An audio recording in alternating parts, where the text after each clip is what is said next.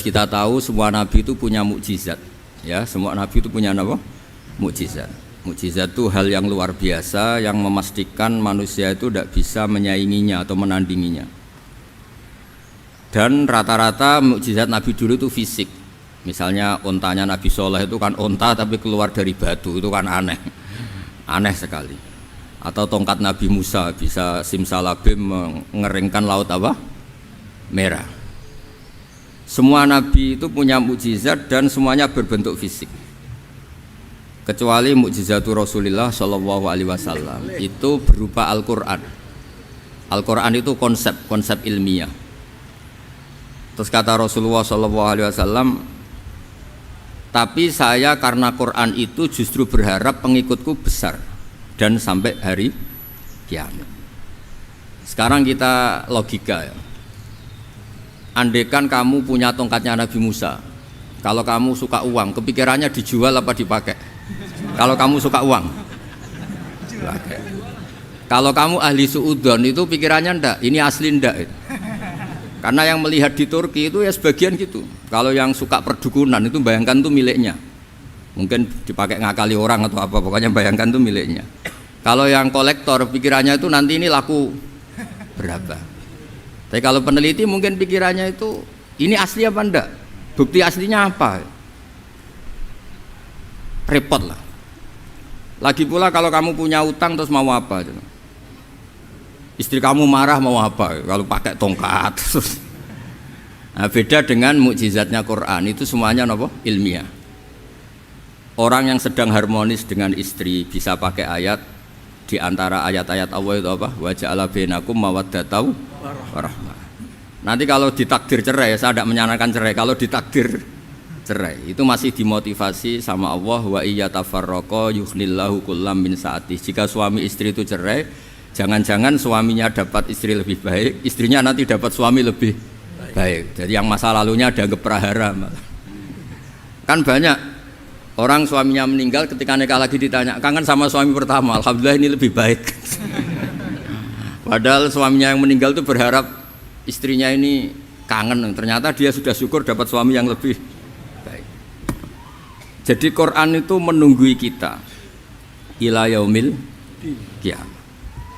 Kita tidak bunuh diri, itu ya barokahnya Quran. Karena problem apapun kita dinasihati apa sabar, apa dinasihati sabar. Kan nggak mungkin kamu pegang tongkatnya Nabi Musa, punya masalah apa saja ngelihat tongkat, bisa apa tongkat. Tapi kalau Quran kan nasihat, solusi. Makanya Nabi berharap dengan Quran ini, saya berharap pengaruh saya, pengikut saya terbanyak ila yaumil qiyamah. Terus beliau dikomentari begini sama, ini Fathul Bari, sarahnya Bukhari. Al-muradu anna mu'jizatil anbiya inqaradat binqiradi a'sorihim.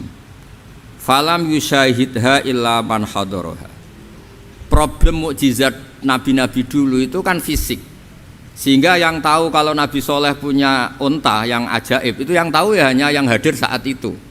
Yang tahu kalau tongkat Nabi Musa bertuah itu juga yang tahu hanya yang hadir saat itu.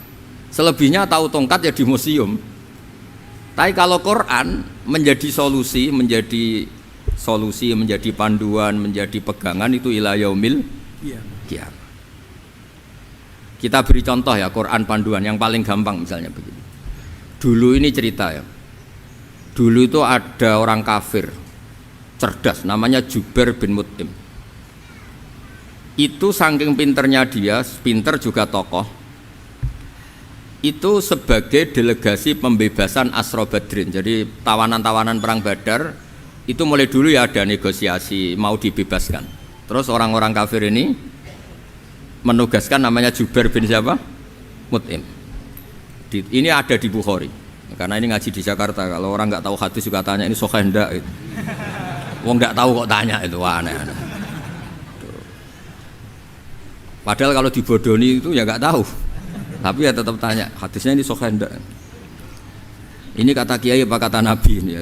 Memangnya kata nabi kamu dengar kan ya lewat kiai. Emang.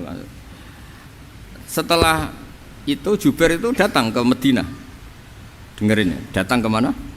Madinah. Kemudian dengar Nabi baca Wattur pas sholat maghrib. Jubair karena Nabi dulu gak ada hotel, gak ada pondok ya, pondoknya Nabi hanya sufah itu. Nabi baca maghrib, bukan diskusi, bukan debat, baca wattur wa kitabim mastur firraqim mansur wal baitil ma'mur wasaqfil marfu wal bakhril masjur terus. Kemudian sampai pada titik ayat am khuliqu min ghairi syai'in. Masa manusia atau alam raya yang maujudat, yang nyata, yang wujud nyata. Kemudian asal usulnya itu ketiadaan.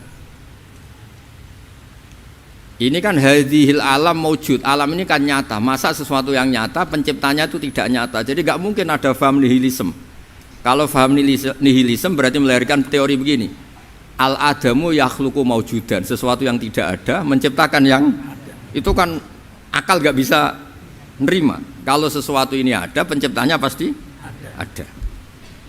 Terus akhirnya Jubair bin Mut'im itu simpuh di depan Rasulullah terus bilang, ya Muhammad kada qalbi ayatir, hampir saja hati saya terbang.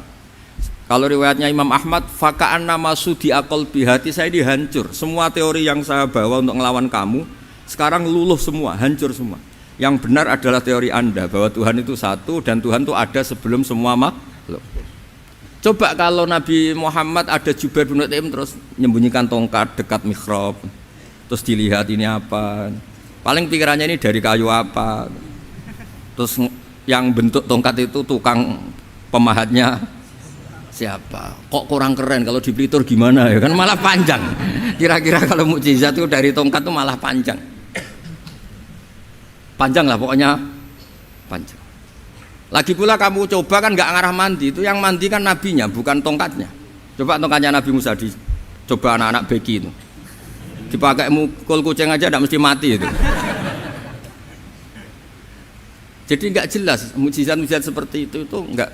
Tapi kalau Quran menunggui sampai saking hebatnya Quran, teori rasionalitas, soal kampanye di mana-mana, tingkat validitas, tingkat kebenaran Quran itu bahkan bisa diuji tanpa membuktikan, tanpa apa? Membuktikan. Cukup pakai akal. Saya tidak bosan-bosan cerita ini karena ini khazanah kita.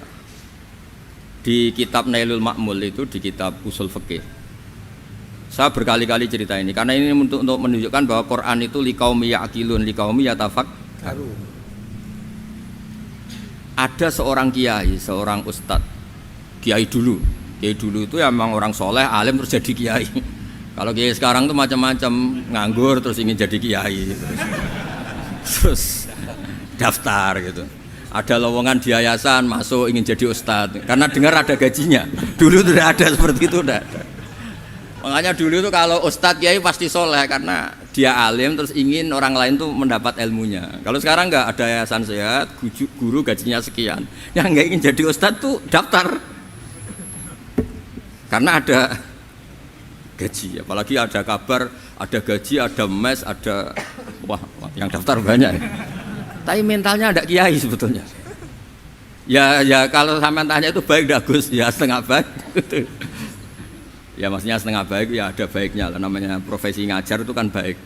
Tapi setengah saja karena motifnya itu nyari gaji, bukan ingin mencerdaskan umatnya Rasulullah SAW.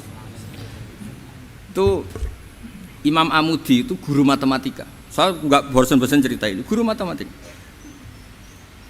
Muridnya sampai takut, ini masuk surga ndak? Kiai kok ndak ngajarin istighosa atau tahlil, malah ngajarin apa? Matematika. Beliau meninggal terus muridnya tanya, ma fa'alallahu bik, kira-kira gitu. Apa yang dilakukan Allah? Allah nyambut Anda gimana gitu. Terus kata Imam Amudi, bagus saya disuruh ngajar malaikat. Karena malaikat kan tidak pernah kayak anak beki gini ngaji gini. Malaikat itu tidak pernah ngaji, dia iman saja karena tahu surga, tahu neraka terus iman gitu aja. Jadi imannya malaikat tuh nggak keren kita. Imannya loh. Itu yang ngendikan Nabi loh, tidak saya. Nabi pernah tanya sama sahabat, iman yang paling keren siapa? Jawabannya sahabat malaikat. Ya ndak karuan malaikat iman. Dia yang tahu surga neraka, tahu segalanya, masa ada ndak imannya? Pasti iman lah katanya. Terus ya para sahabat engkau iman ya wajar kan menangi saya, nemuin saya. Yang hebat itu orang-orang yang tidak melihat saya, tidak saya didik tapi tetap iman. Karena dididik akal, ya tadi dididik Quran, apa dididik Quran. Sama siapa? Teks bahasa Arabnya masang. Terus Imam Amudi kata Allah, suruh dia ngajarin para malaikat. cara menemukan saya. Malaikat dikumpulin terus Imam Mahmudi disuruh ngajar. Saya masih ingat kata-katanya Allah di mimpi itu. Istadilla ala wahdaniyati bihadrati malaikati. Tolong ajarkan cara menemukan saya padahal Anda ini manusia yang tidak melihat saya. Anda di Jakarta kan hanya gedung-gedung. Paling jadi khayal terus nikmat lah, Anda ikut punya tapi ikut nikmati. Itu orang desa-desa kalau ke Jakarta itu pokrol. Wah, di Jakarta itu gedungnya tinggi-tinggi, tidak kayak kampung sini. Lo udah ikut punya, ikut bangga. Di Jakarta orangnya cantik-cantik, tidak kayak orang sini. Padahal dia ya tidak dapat orang cantik gitu. Jadi Allah itu saking pinternya, miskin-miskin ya bisa berkhayal dan bahagia. Nah, itu alhamdulillah betul. Akhirnya itu apa ini anak-anak begini saya tak niati ngajar standar anak-anak akademik. Terus pertama yang diajarkan hanya bilang gini, sama siapa teknya? Ya malaikat wahi para malaikat. Terus beliau bilang, nisbatus naini wassalasah ila mala nihayata lahu nisbatul far'i ilal asli. Angka itu jumlahnya berapapun 2, 3 sampai triliunan. Semuanya itu nisbatul far'i ilal asli. Binisbat ilal wahid nisbatul far'i ilal asli. Angka 2 ya cabangnya 1, 3 ya cabangnya 1, 1 triliun ya cabangnya 1. Tetap yang asal usul adalah angka 1. Itu nangis semua malaikat. Cara Jawa itu mandekman kue iman kaya imanku. Makanya imannya ummatu Rasulullah sallallahu alaihi wasallam itu PD-nya yakinnya kayak imannya malaikat. Kalau Tuhan itu 1. Karena angka enggak bisa dimulai kecuali dengan angka 1. Makanya nisbatus naini wassalasah ila ma la nihayata lahu iku nisbatul far'i ilal asli. Semuanya itu nisbatnya cabang ke induk. Berarti semua alam raya ini tetap asal usulnya 1, yaitu qul huwallahu ahad. Nah, itu namanya akal. Umatnya Rasulullah itu ditinggali mukjizat akal lewat panduan Quran, sehingga meskipun kita tidak menangi Rasulullah, tidak menangi sahabat, kita tidak tahu malaikat Jibril, tapi cara iman kita ini tidak kalah keren. Yakin hakul yakin. Terus kedua, gambar. Kamu gambar rumah, gambar hewan, gambar apa saja, mesti dimulai 1 titik. Entah gambar kamu bagus, entah jelek, tetap dimulai 1 titik. Nah, titik ini namanya nuqtatul wujud. Semua alam raya dimulai dari 1 titik, yaitu nuqtatil wujud. Makanya Quran dimulai bismillah, dan bismillah itu dipilih sama Allah pakai pertama ba itu ada titik. Itu kata semua ulama. Itu titik itu singkatan dari bi kana makana wa bi yakunu mayakun. Karena saya semuanya ada. Bi itu karena saya. Jadi makanya santri-santri beki tidak usah bayangkan kamu jadi wali terus bisa terbang ke Mekah, tidak usah. Kalau terbang ke Mekah ya sudah umroh aja bayar. Kalau enggak ya maklaran KBH atau apa, pokoknya cari gratis.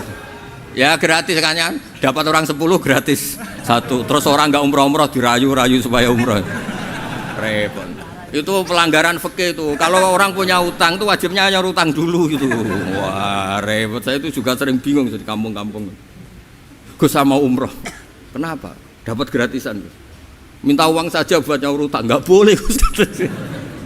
Wah, secara fikih yang wajib itu nyaur utang bukan umroh. Nggak boleh Gus diminta uang, nggak boleh, harus umroh. Udah gitu saya ini bingung Gus mau umroh, nggak nikmati. Kenapa? Disuruh ngajar Gus.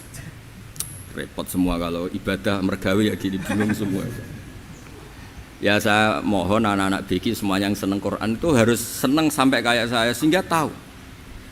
Istidlal, mencari Tuhan dengan cara tauhid yang berbasis akal itu sedzahir imannya malaikat. Jika di kelasmen iman itu manusia ulul ilmi, kita-kita yang nekuni ilmu itu nomor 1 prakteknya. Karena nomor 1 itu Allah karuan kan, syahidah Allah kan enggak tertandingi, syahidah wa annahu la ilaha illallah. Terus wal malaikatu, malaikat kan karuan karena langsung menyaksikan surga. Dan ketiga apa? Wa ulul ilmi. Berarti prakteknya kan nomor 1. Kalau kompetitornya semuanya manusia, ulul ilmi nomor berapa? 1 kan? Nah nomor 3 kan dari Allah, malaikat, ulul ilm. Berarti kalau kompetisinya antar manusia nomor berapa? 1 kan? Nah kenapa ulul ilmi di nomor 3 kan tapi dari Allah, malaikat, ulul? Kerennya kayak apa? Karena cara iman ulul ilmi itu enggak ada ragunya sama sekali. Kamu ragu enggak kalau 2 itu cabang dari 1, asalnya 1? Enggak pernah kan ragu kan? Semua gambar seruat apapun dimulai dari 1 titik, ragu enggak? Enggak kan? Nah, imannya umatnya Nabi karena dipandu oleh Quran itu seyakin itu, sehakul yakin itu.